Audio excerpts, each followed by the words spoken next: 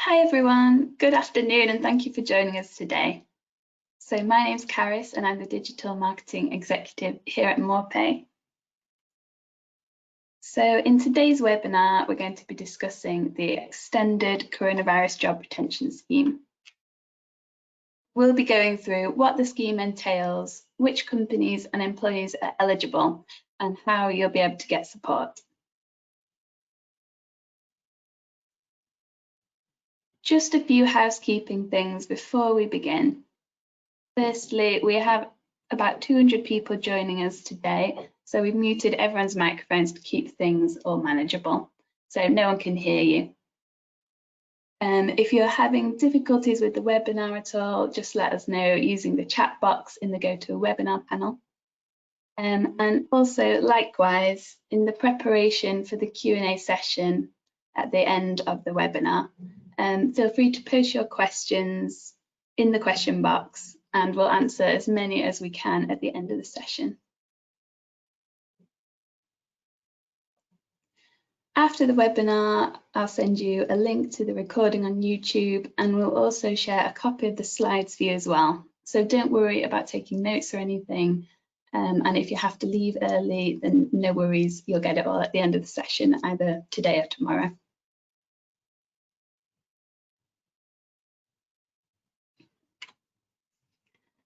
So moving on, I'd like to introduce your presenter today, who's Anne Brassington.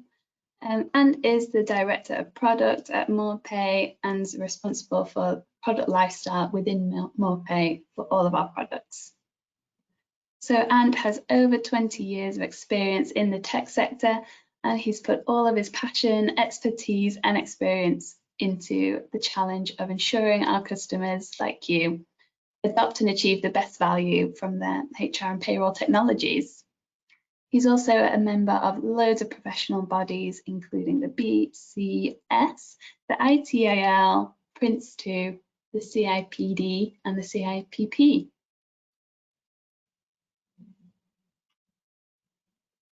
So also joining us today are our two experts who will be taking part in the Q&A at the end of the session, Claire and Michelle. So Michelle is our HR Services Director. She's responsible for running all of the HR service activities in Moorepay, which include technology, HR and employment law. Claire is our Business Improvement Manager, whose career in payroll spans over 24 years. Claire is passionate about business improvement, client service and working across multiple teams to improve Moorepay's processes. So in short, you're in really good hands today. And without further ado, I'll now pass you over to Ant. Thanks, Caris. Good afternoon, everyone. If we just move to the next slide, Caris. So today we were originally going to talk to you about the job support scheme, but given the announcements at the weekend and then again at lunchtime today, obviously the job support scheme has slightly changed into an extended jobs retention scheme. So what we thought we'd do is, and some of this is hot off the press as Rishi made his announcements today, is update you with what the changes are and the changes that we know about between now and the end of the tax year, and then the implications therefore on both HR and payroll. And Michelle will help us go through some of the HR considerations that some of us will have to make over the next few weeks and months. If we move to the next slide, obviously at the weekend it was announced that we will be going into a new national lockdown as of today, and initially the job retention scheme was going to be extended for a month through November, with no end date given at the weekend to its completion. But obviously that meant that the job support scheme was going to be delayed until at least job retention finished.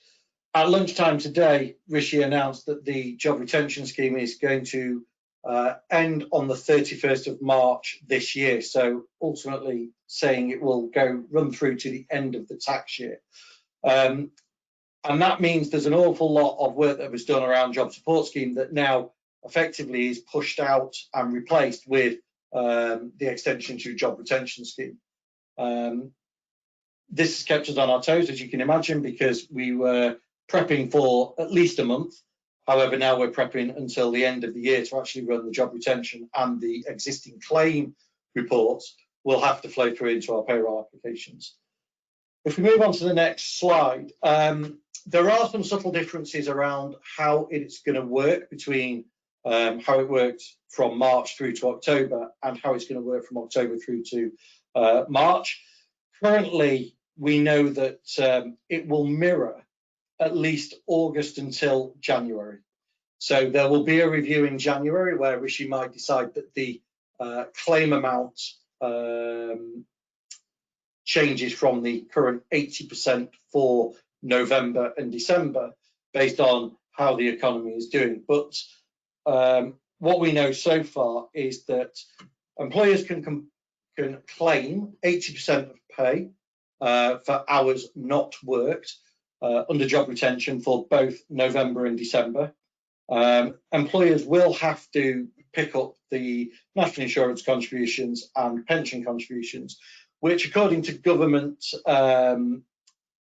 research says approximately that's about 5% of total employment costs. This is clearly a more generous scheme than we saw in September and October, where we saw a reducing claim value for employers. But we expect in January, if the economy starts to pick up, then we would expect a decline in claim value that employers can put through February and March, similarly to September and October. If we move on to the next slide, there are some subtle differences around eligibility in terms of what employees are eligible. If you remember back to the original job retention scheme, when it started in March, all employees had to be on the payroll by March the 19th. That included being on an RTI file that HMRC received up until that date. That has changed, obviously, to the 30th of October this year. And that means that it has to include anybody who was a starter. It also includes anybody who was a starter between the 19th of March and the 30th of October.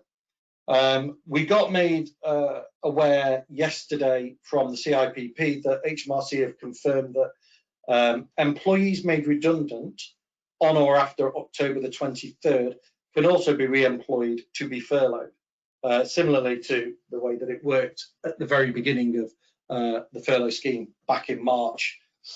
Employers, again, can claim the grant for hours that the employees are not working, and therefore it's very similar to the way that it's been working for full and flexible furlough in the past. And there is some wording on the HMRC guidelines so far that the calculations will be broadly the same as the methodology that's used under the current job retention scheme. We have not had any confirmation of any changes of calculations.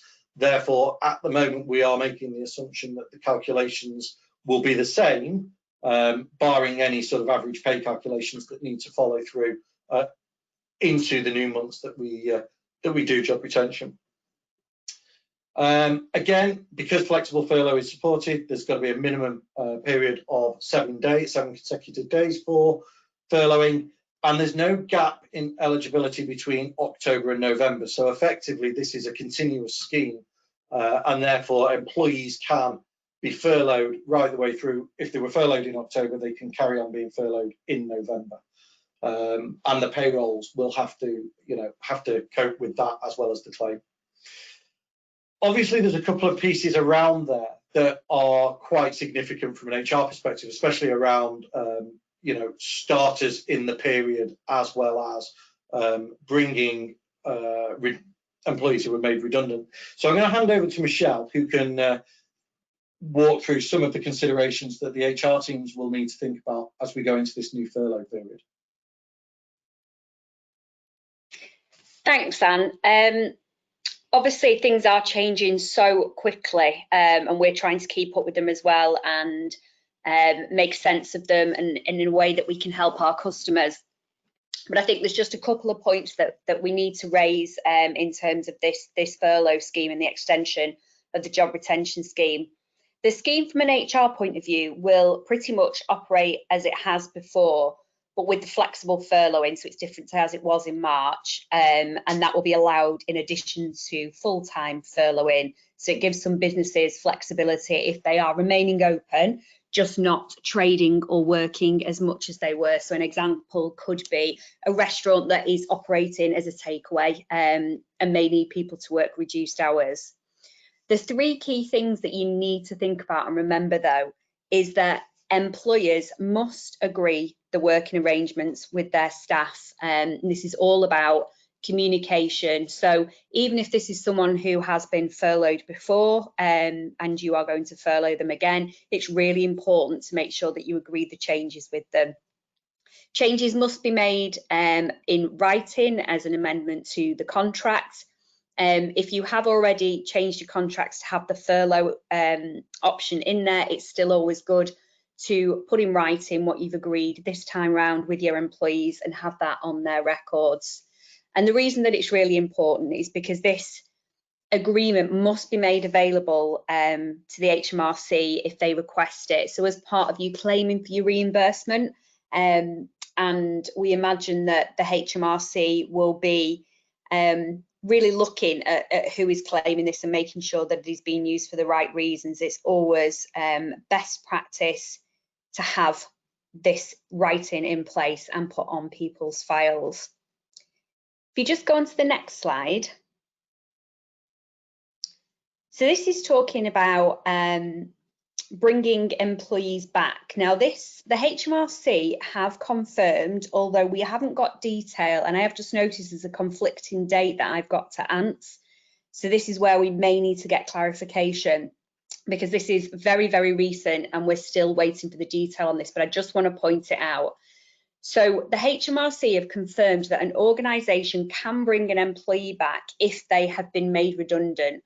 So if you've made them redundant recently because of the downturn in trade, and you weren't using the scheme that was on offer there, which we know was slightly different, but you think that you can bring them back as an employee now and furlough them, and that may give you a chance to keep them on more longer term, then that is an option.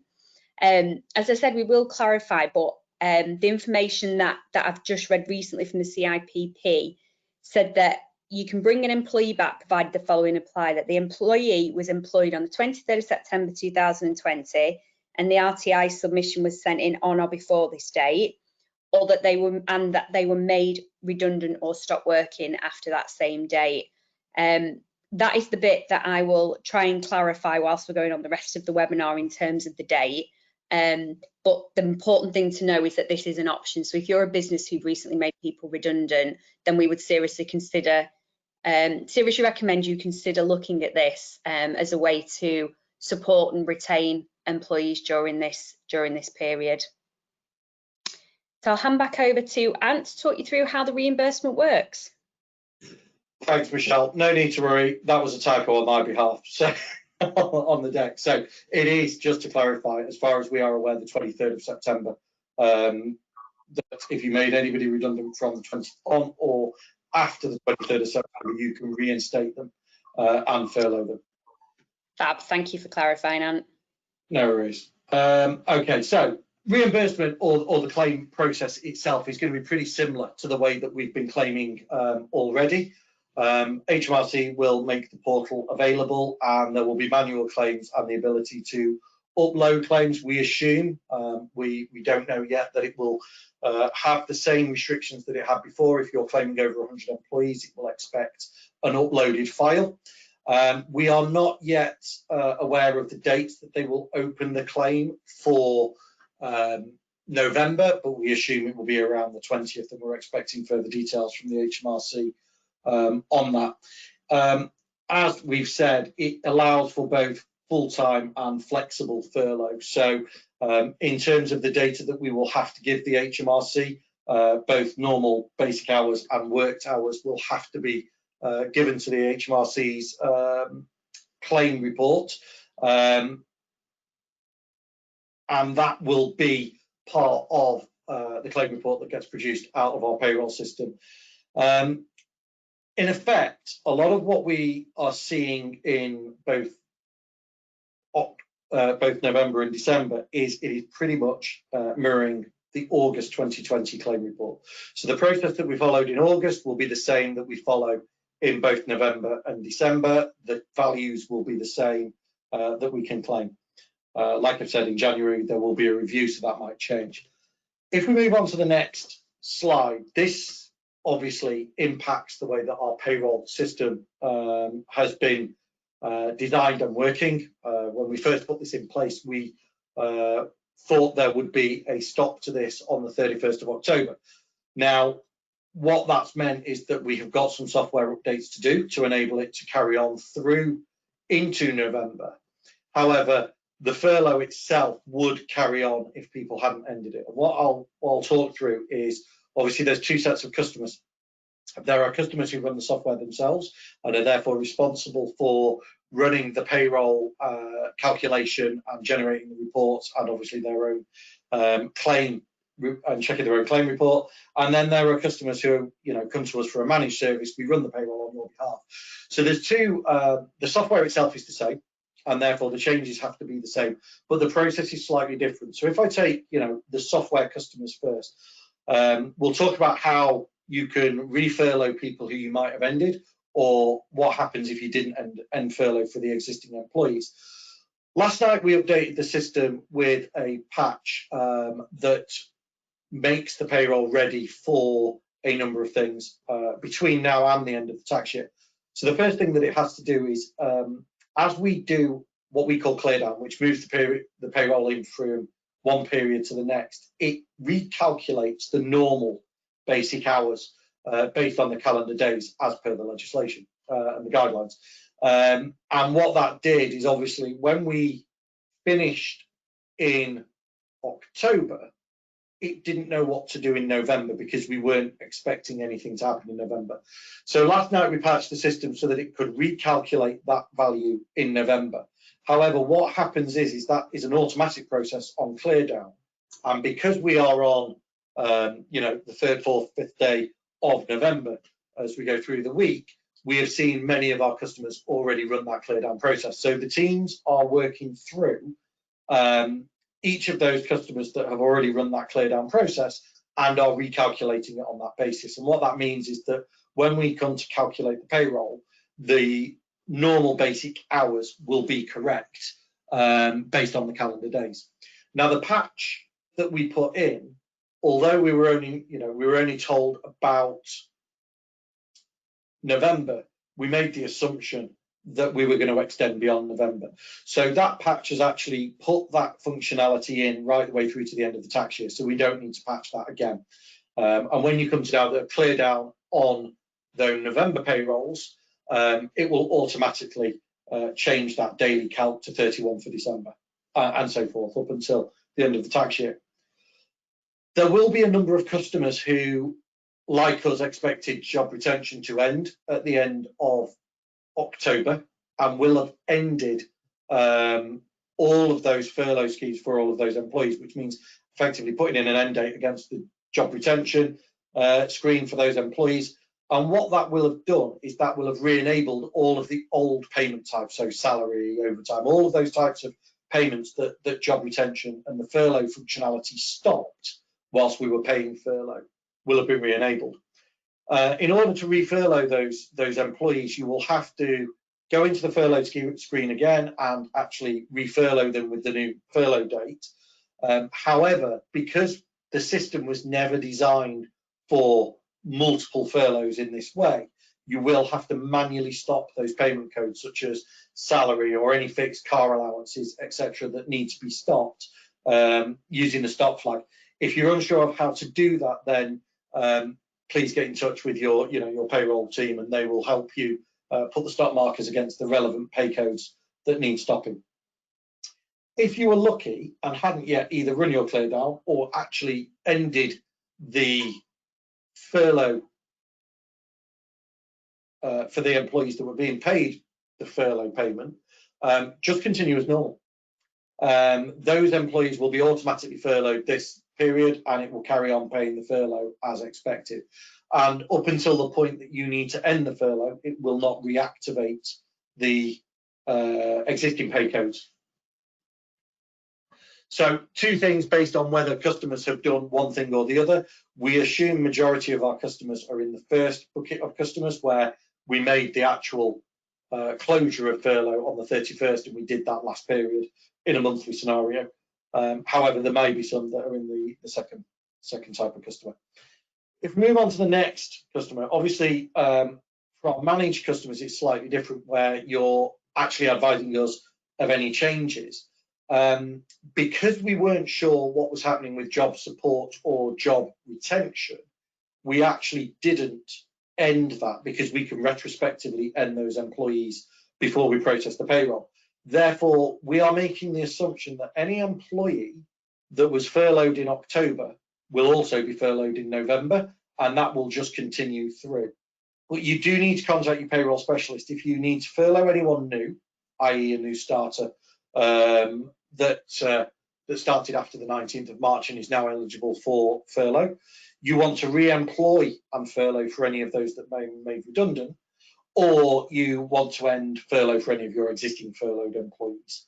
So again, it is keep in touch with your payroll specialist around what you want to do through November, like you would have done for any payroll period in the previous 6 months. There are some additions to the software that we still need to do. Last night we made a software patch available not only for the recalculation of the daily, the calendar days, we actually updated the claim report. So the claim report has actually already been updated to mirror what was in August 2020. So it will make the calculation based on the 80% claim rather than the 60% claim it was last month. We will need to do further updates to that report if the review in January changes the claim value. So if we see a reduction in the amount we can claim to either 70 or 60%, that will go in as soon as it is announced. But as so far as we know, 80% will work for both December and November. But we do still have a little bit of work which is in testing at the moment. So that went out of our development team into the test team today, which is to remove the start date validation.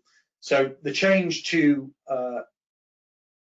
the employees being on the payroll on the 30th of October means that we have to remove the validation that we originally put in back in March to say that they had to be on the payroll on the 19th of March. So that work is currently in our QA environment. We expect it to go into the production environment in the next couple of days, and that might mean it falls over to Monday, given working days. But if you have a starter between the 19th of March and the 30th of October that you want to be furloughed, you'll have to wait for that functionality to be updated over the next couple of days. Obviously, we've had a number of updates today on this scheme, and obviously it is based on what we know so far. There is wording on all of the HMRC guidelines to say that they will update the details later, which means that as soon as we know, we might end up with some changes to what we told you today. But as far as we know, to keep it simple, we are expecting it to pretty much match what's already gone before. So that's as much as we know today. That's where we've got to in terms of what we can do with the software for certainly November and December. There are going to be some changes, I think, come January when there is a review. But I think it's time for us to hand it over for questions and answer any questions that you've got.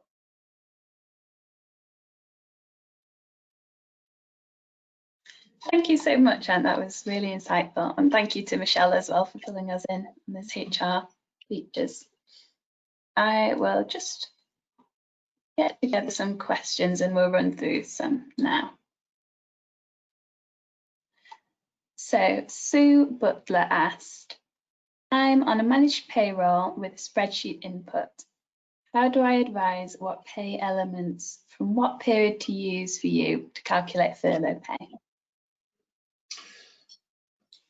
So the system will automatically do the pay elements, but if you speak to your payroll specialist, we should already, if you furloughed before, then we will already have the existing pay elements that you have told us about before. If not, contact your payroll specialist. In the system, there is a matrix of pay elements that we literally select to say this is included in the average pay calculation. Great, thank you very much for that, Ant. And our next question is, how do you calculate holiday for flexibly furloughed staff, as this must be paid at 100% but can be recovered at 80% in the JRS claim? Oh, it's a lovely one. Holidays are a really, really complex piece.